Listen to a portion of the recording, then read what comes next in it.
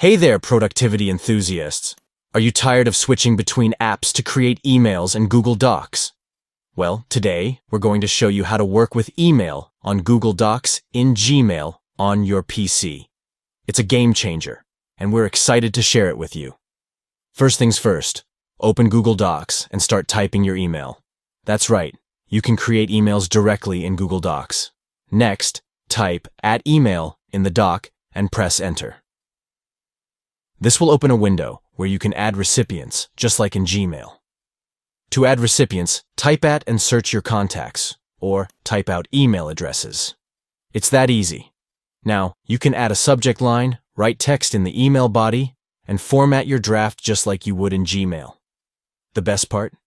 You can do it all without leaving Google Docs. And that's it. With these simple steps, you can create emails directly in Google Docs on your PC. No more switching between apps, no more hassle. Try it out for yourself and see how much time you can save. Don't forget to subscribe to our channel for more productivity tips and tricks. See you in the next video.